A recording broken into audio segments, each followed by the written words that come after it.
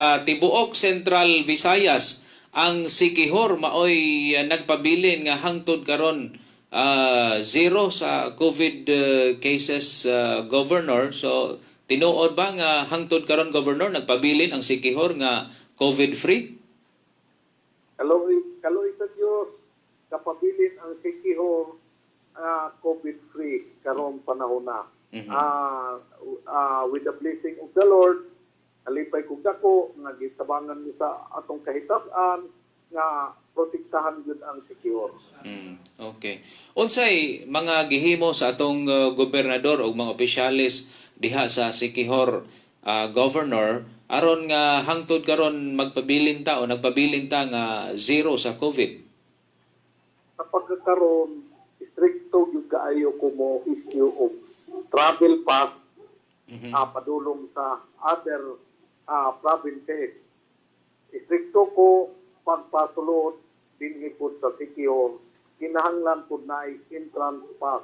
Bisan pa og na travel pass na gikan sa Bohol, sa Cebu, o sa Dumaguete, basta walay entrance pass, di gihapon makasulod o makalusot magaling sila, mabalik na gihapon sila sa ilang gikanan. Okay. Unsa man ning klasiha nga entrance pass, Gov?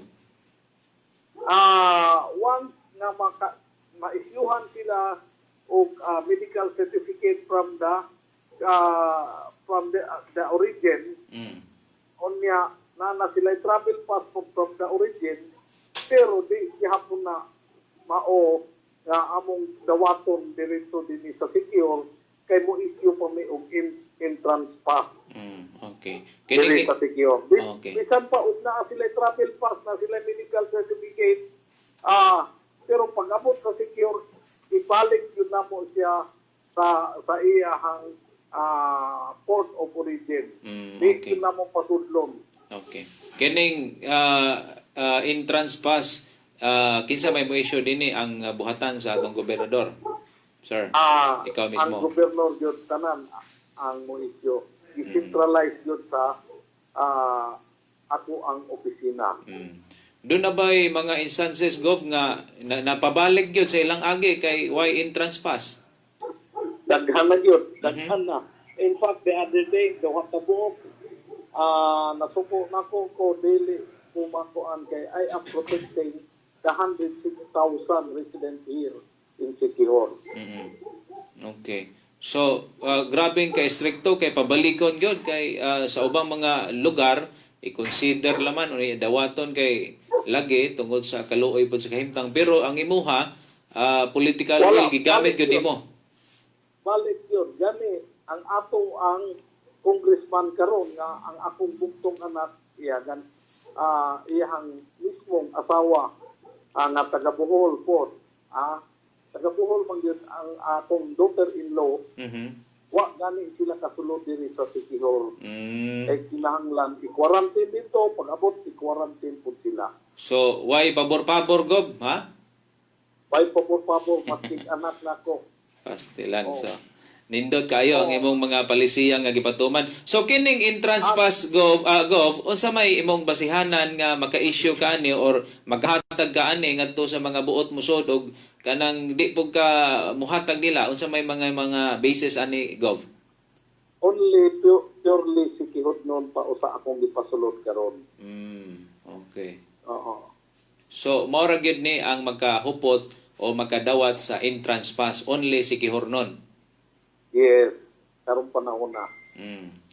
Pangayuan po ni sila mga credentials o uban pang mga papers, documents nga nagpamatuod nga taga sikihor gyud sila bago ma-issuehan aning entrance pass. Mo email usa sila na mo, including the Coast Guard from the port of origin, mo email na mo sa requirements nga naa kompleto ilang requirements before mo issue ko og entrance pass.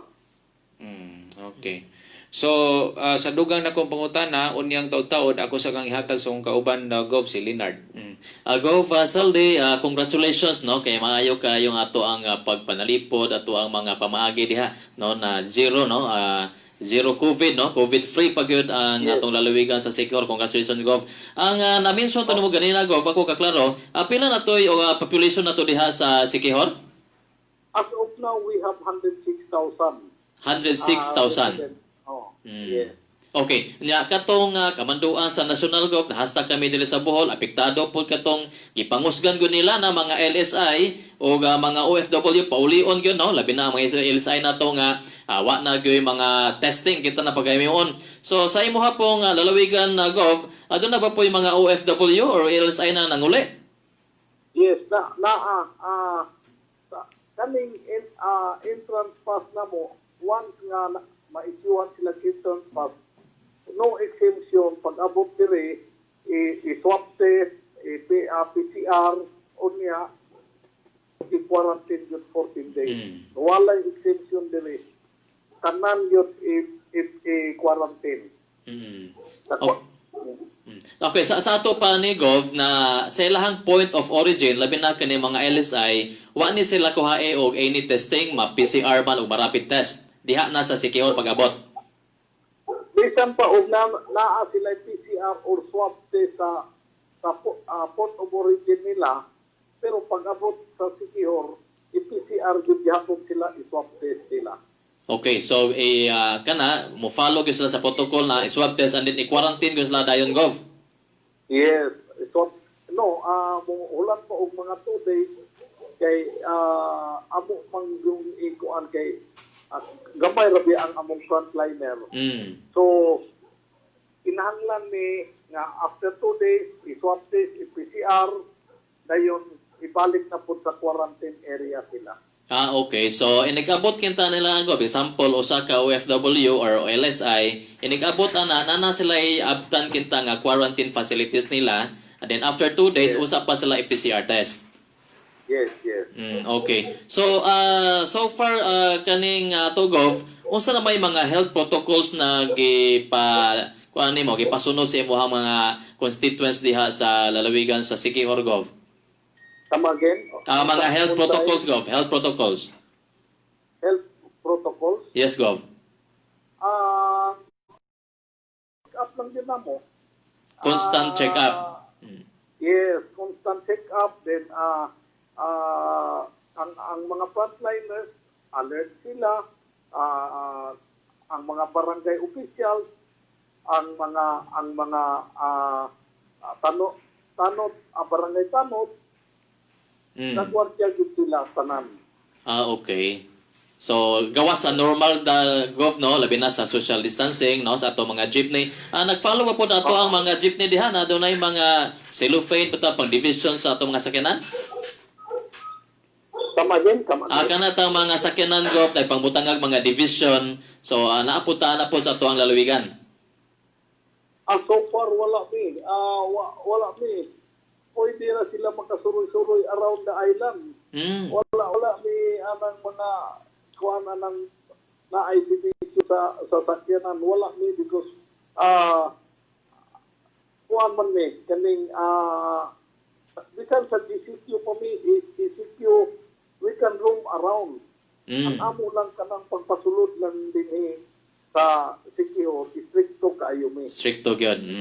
Okay, Gov, na ba kay kana pila ka buok ka mga LSI o OFW as of today? Pila ka buok na sila ka buok? As of now, last week, di ay atong mga LSI o mga kuan OFW. OFW.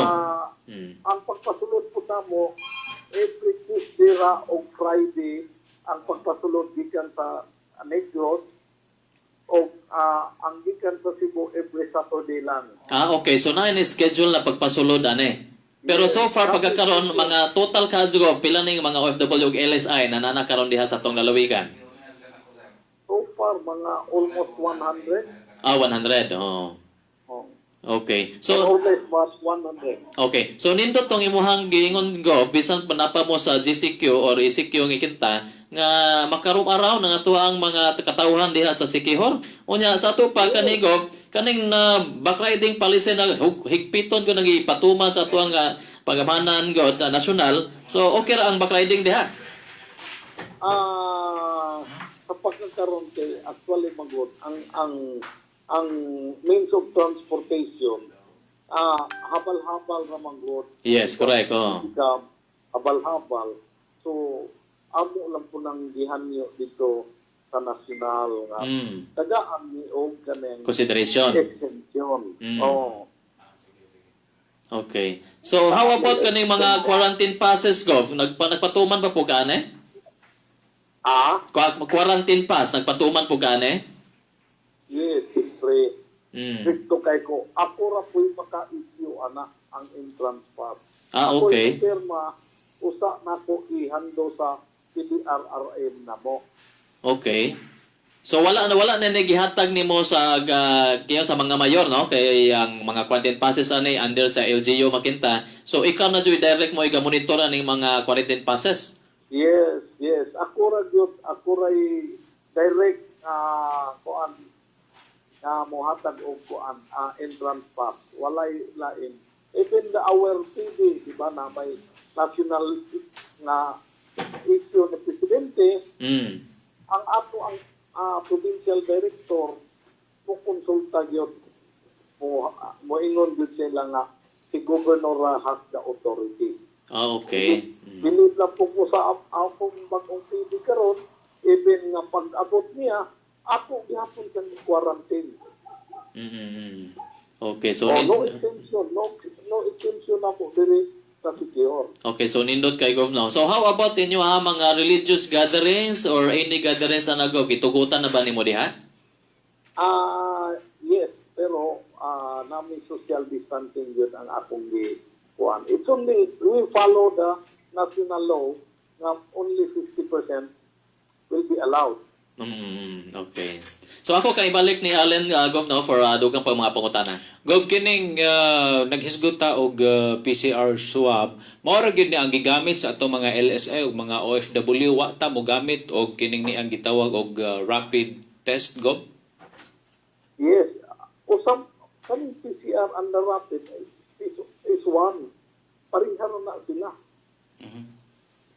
Kining ang diri magasatua is ang definition sa Rapid PCR o rapid is lahi kay ang rapid is Actually, dili na mo i-rapid test, i-PCR na mo, or i-swab test na mo.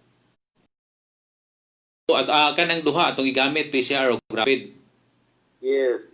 Pero doon na ba'y panahon, Gob, doon na ba'y kining panghitabo nga atong mga LSI ni positive og kining ni ang rapid test o niya pag-abot sa PCR is nag-negative nga na ba? Actually, ang OFW, amo yung i-swab test yun, paniguro. Okay. Ang LSI, Paniguro, pero ang kuan, ang ning gitawag ng kuan, sa region magot ang result, ang sa swab test. So, kinahanglan po ni na ay na option, because i-swab test na namo, unang amo yung PCR. okay. So, in short, doon na tayo mga test kit gyud nga gigamit tanan, no? Tanang pamaagi, rapid PCR atong gigamit sa atong mga LSI and OFW. Doon na po nitawag na to ug karon unya nagpangutan na siya kung giunsa kuno nimo pag-control kining mga pambot nga mga illegal entry diha sa imong kining ni ang lugar. Mo na gingon nako nga every 24 hours na ang Bantay Dagat, Barangay Tanod, gabantay sa kabaybayonon na mo diri sa Sigion. Okay. Diri sa Bohol, Gob, kung dunay illegal entry, kining ni ang pasudlon og diretso pero i-quarantine og 14 days unya filean og kaso. Diha sa Siquijor og dunay illegal entry nga masakpan unsay buhaton? Pabalik yun na mo. So di gyud mo mudawat, pabalikon gyud. Di gyud mo dawat. Kay og mo insist yun sila papriso yun ako. Okay. So wa gyud bisag usa nga ni suway og sulod nga illegal nga inyong gidawat pero gi-quarantine unya gi-file kaso ang tanang ni suway og sulod gipabalik silang agi. Kaya daghanan nito po, gikan diyan sa pool. Among gipabalik. Oh, gikan sa Mindanao, among gipabalik. Naay usa nga nakasipat gikan sa Dipolog. Gipapriso usa na ko sa Dumaguete. Takpan sa Dumaguete. Kaya yung gibalik sa Dipolog, ako gipapriso po dito sa Dipolog. So di katingad-an gob nga kining niyang hangtod karon na nagpabilin nga COVID free ang imong lalawigan tungod sa istrikto di nga mga pamaagi base sa imong mga pamahayag karon gabiun na gob, no? Yes. Sa ako ang kabahin, we have to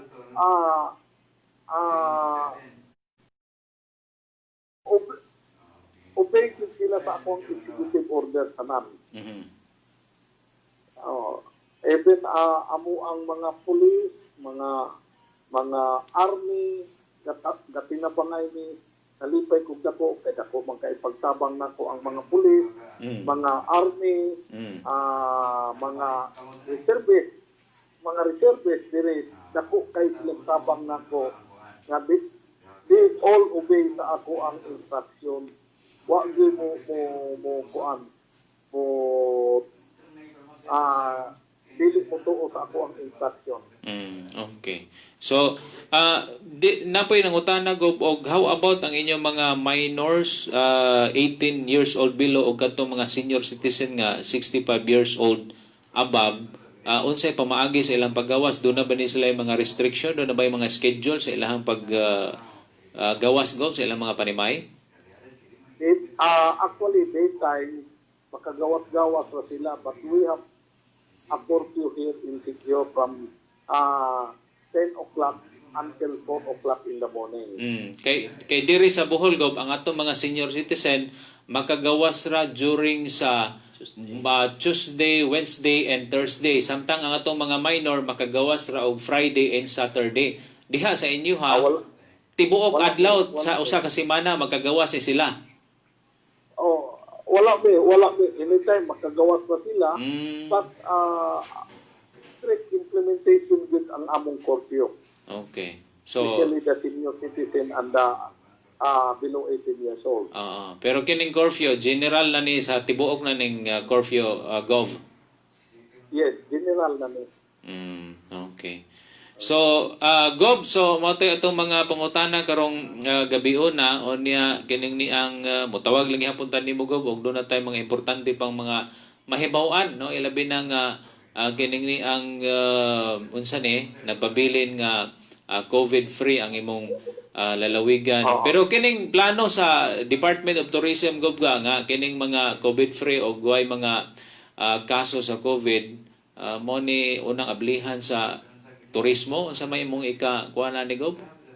Komentaryo? Actually, what I have promised to Sikihor noon, after this lockdown na sa Sikihor, pag open na mo unya pohon diri sa Sikihor, I know, maingon man sila nga, madugay pa na mo ang recovery, no? I promise to them, within 6 months, our Sikihor will be full of tourists because of our record zero COVID news. Okay. Pero di ba ka mabalaka Gov og naa na hinuoy makasulod nga kaso diha pag-abli aning mga bisita gikan sa nagadayang lugar? Kinanglan yun na mo, stricto lang yun gihapon, unya, kung na may mga medicine para sa COVID, I think, fully open na yun ang Sikihor. Okay. So, Gov, imo na lang mensahe, no?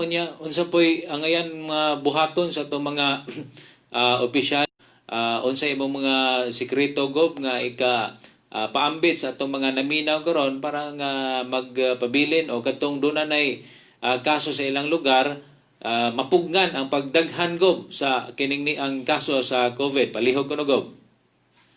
May gabi na itong tanan sa Central Visayas, ang ako lang tambag, we have to have a strict implementation sa aning COVID-19 nga ug unsay ang ato executive order sa kuan tumanon lang unta sa mga katawan.